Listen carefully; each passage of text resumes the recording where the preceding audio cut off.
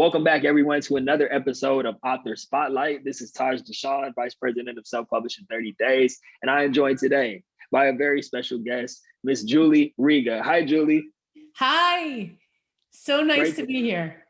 Yes, it's great to have you here with us. Julie is the author of Stay on Course. She actually connected with us through Clubhouse, of course, the power of Clubhouse. Julie, before we dive into your amazing book, can you please give listeners just a little bit more background about yourself? And feel free to get into the book as well if you'd like to. Sure. So I am a trainer, facilitator, and coach. I'm also a TEDx speaker. I do some inspirational speaking and coaching and have a corporate job. Have a family. I have a daughter and a husband, and I have some other hobbies as well. So I have a lot of different kinds of things I do. I think when you're a creator, you just kind of create things. So. I love that. Yeah. And you are a creator indeed. I'm curious to know, did you, as a speaker, as a facilitator, did you write the book afterwards or before you got into this type of work? What was that like for you? Yeah, I wrote it after. Nice. Okay. Yeah, I wrote it after because I feel like, well, the opportunity presented itself after, but I was ready to write something and sort of delve in that way because I had a lot of different kinds of experiences that made me ready to do it. And it's interesting that you did a TEDx talk and then wrote a book. Most people do it the other way around. That's impressive. No, I did the TEDx talk after the book. Got it. Okay. Yeah. In fact, my company was doing a TEDx, and they asked us to put a 3-minute video together. And I'm like, there's no way they're going to select me. But I had talked about my father's book and what it taught me. And that's kind of why I got selected, I believe. Oh, so the book is what unlocked the TEDx talk. That's amazing. It did unlock it. I had a story to tell. And what is that story, Julie? Can you dive into a little bit more into what the book is about? What prompted you to write it? Yeah. Okay. So this is how it went down. My dad was sick.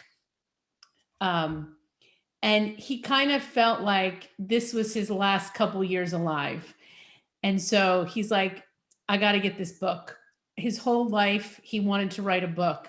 So he was diagnosed with stage 4 lung cancer, and his nurse that was at his house every day was willing to listen to his stories.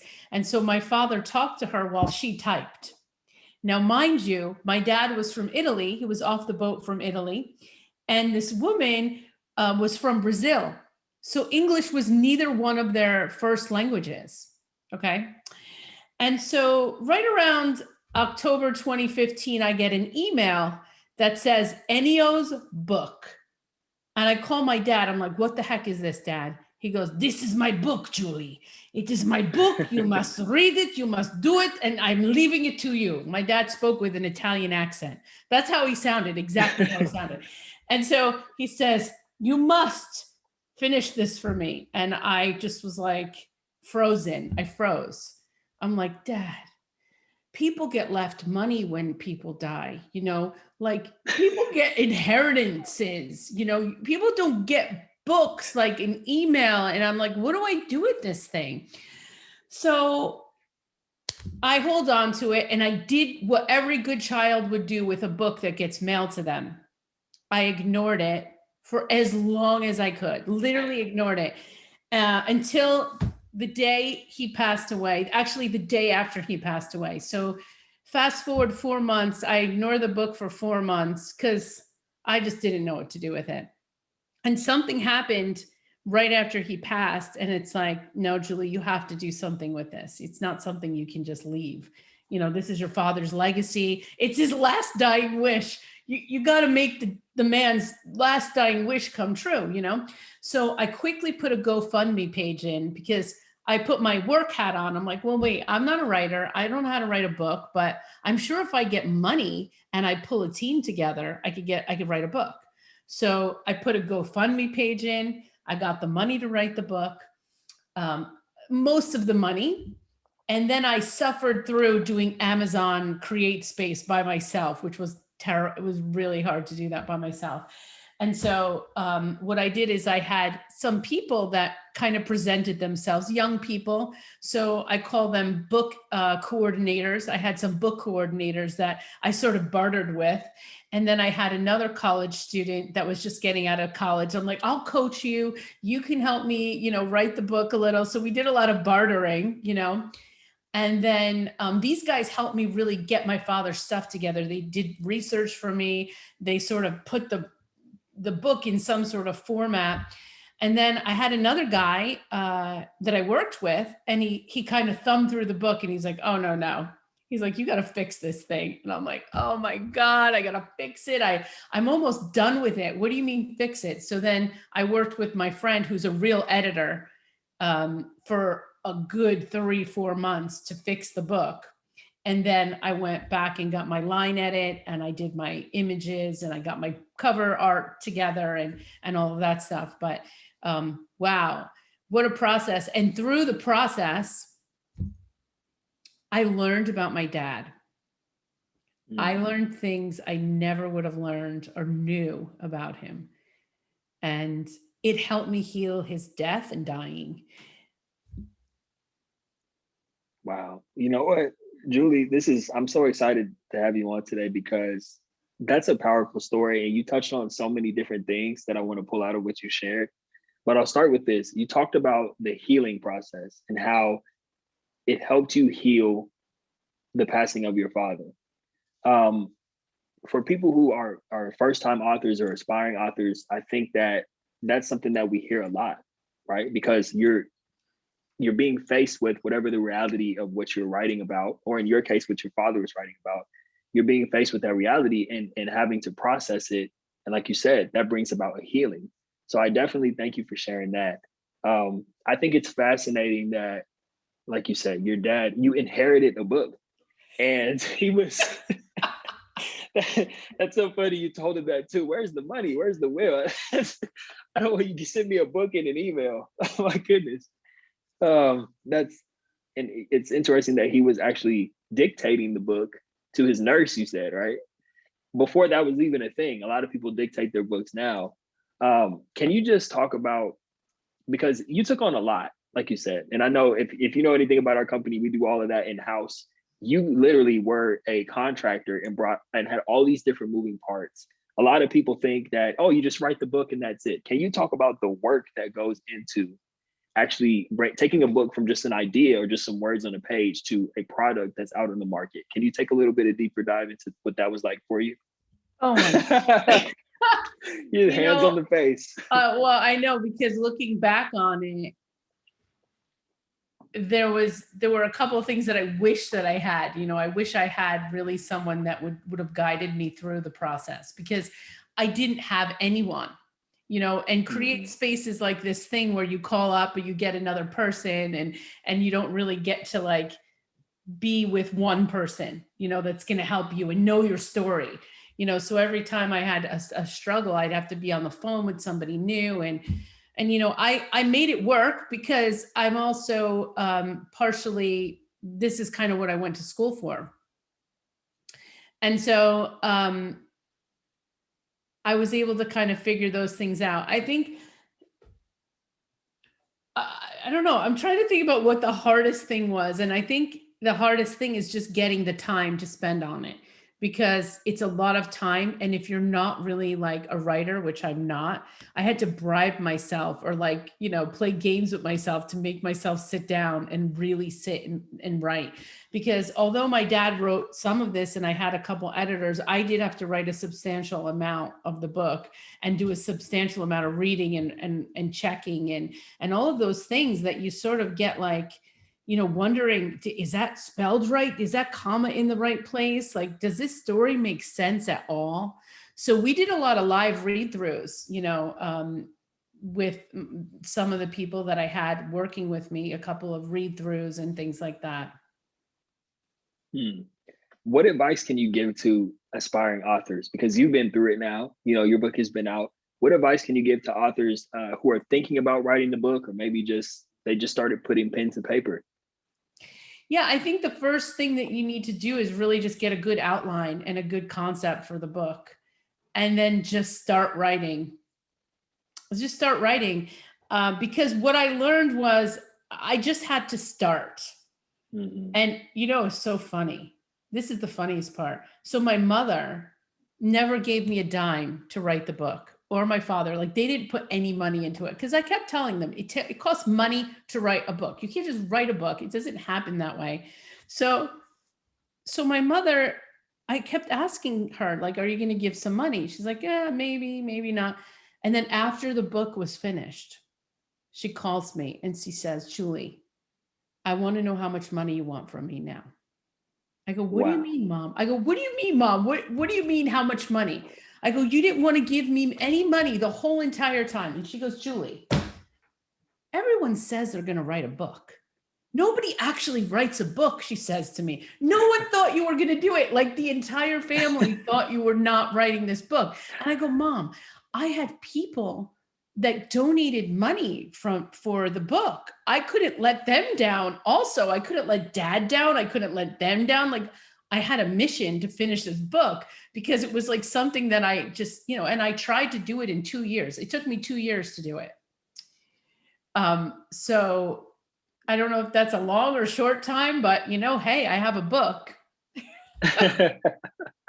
Yeah, I think it depends on who you ask. I think there are some people who they've been working on books for, a decade and still haven't put it out. And there's some people that we know of that they're able to, from the time they start writing it, it's out in 6 months. So everybody's process is different. And like you said, you were taking on a lot of moving parts also. So we got to take that into consideration also. You were the project manager as well as the author. So Yeah. And I had to interview a lot of my dad's people, friends, and I had to curate in the book, are all the celebrities and the celebrities he cooked for. Like, I can tell you a few of them, like Frank Sinatra, Liberace, Pavarotti, Tom Jones. I don't know if you know any of these people. Some Yep. people know. Okay. But at the end of the book, we have 86 or 88 celebrities that he cooked for. And so part of the theme of the book are the celebrities, which makes it kind of fun and different. Oh, how cool. Yeah. That's awesome. I wanted to ask you too, Julie, I know you mentioned the healing process that took place as you were writing the book, but how have you seen, whether this is professionally or on a personal level, since the book has actually been released, what sort of things have you seen open up? You talked about the TEDx talk, but is there anything else that's happened since officially becoming a published author? Yeah, I think I have something to say. I have something to talk about. I have a product that I can sell. I don't know if you can see it. There's the book.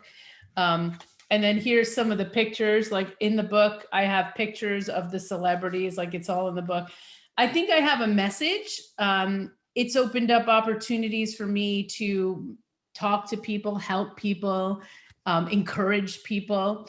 I'm doing a book signing, by the way, on June 19th in Montclair, New Jersey, and the information will be on my Instagram page. So what we're doing is we're honoring Father's Day by selling the book on Father's Day. So I've been connecting like Father's Day to my book. This is the second time I've done an event like this on like a Father's Day, so to remember your dad on Father's Day, a story of a dad, and things like that. Oh, that's a beautiful thing. And I was planning on asking you about your social media at the end, but since you mentioned it, where can people follow you on Instagram so that they can be notified about this book signing and everything? Sure. It's Stay on Course Studio is my Instagram. Nice. Okay. And we will make sure we have that in the show notes. Also, Julie, I wanted to ask you, you mentioned your mom earlier. What has been your mom's reaction to the book since it came out? Oh, she was so proud. She was so proud. She bought so many copies. She gave it away to a lot of her friends. And, we have a legacy item for my dad. Like, he never dies. My dad is still with me. That's the best part, because every time I talk about the book, I sell the book, I talk about my dad, his life stays alive. And one of the things I'd like to say in closing is, in the last chapter of the book is when everything came together for me. So the lessons I learned actually from putting the book together were tremendous for my life, because at the end of the book, I learned the lesson of legacy. So I wanted to like write down all the things my dad taught me in the last chapter and sort of do a nice epilogue at the end. And so one of the girls that had worked for me for many years, I call her up on the phone and I said, listen, tell me what I taught you. And she's like, you always taught me to look at the big picture. We always had fun. We always knew there was going to be a way forward, even though it felt like there wasn't going to be a way forward. And I started crying. And I'm like, that is the lesson of legacy, because all the things that I taught you, my dad taught me. And so now it's not, my dad's legacy lives on to generations, right? Because my dad taught me, I taught her, and then she's going to teach the next generation the lessons that I taught her. So it really, truly is the lesson of legacy. When you live a life on purpose and you stay on course, your life matters to not just your life, but the following generations. So that was the big takeaway. And that was the lesson of servant leadership as well for me. Oh, wow. That was beautiful. So well said, Julie. Thank you for sharing that.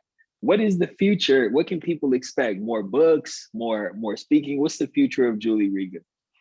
Yeah, so I have, I'm a coach, so I do some coaching. I do also, I've been talking to a couple of people on Clubhouse about doing some inspirational speaking. I do have a speaking engagement on Clubhouse. I'm going to be moderating some rooms on Clubhouse. And so I'm just going to get my message of my dad out there. And I do want to write another book. I have another book in me and I've started to craft it.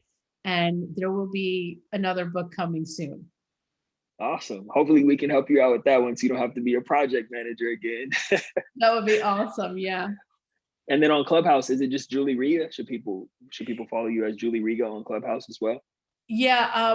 On Clubhouse, I don't know why I did this, but it's Julie Rock. R-O-K. So I don't know. I wanted to keep it a little bit separate, but I should probably change it back to Riga. But Julie Rock, I'm right now on Clubhouse. Gotcha. Okay, so Julie Rock on Clubhouse, and then where else can people get in touch with you on social media if they want to get the book, if they want to follow your journey, all of that?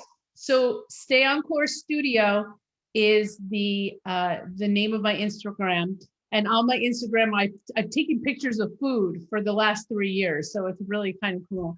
And then you can go look me up on Amazon, Julie Riga. You could just get the book on Amazon. It's for sale in every country. Like the book's available in every country. It's also available on Kindle. And yeah, my name is Julie Riga, and I'm also on LinkedIn. I'm on Instagram, Stay on Course Studio, and that's how you can get in touch with me right now. Awesome. And once again, folks, we will have all that listed in the show notes, but I wanted to make sure that Julie had a chance to share it just so you can hear directly from her. Julie, this has been a pleasure. Thank you for coming on and sharing not only your process about writing the book, but just sharing your heart and talking about your family and you know the people in your life and how this has impacted them. Definitely appreciate your time today. I know our audience is going to get a lot out of this just because you were sharing not only the book, but yourself. So definitely appreciate your time today. Thank you so much for having me. Absolutely. All right, everyone. This has been another great episode of Author Spotlight with the one and only Julie Riga. We'll see you next time.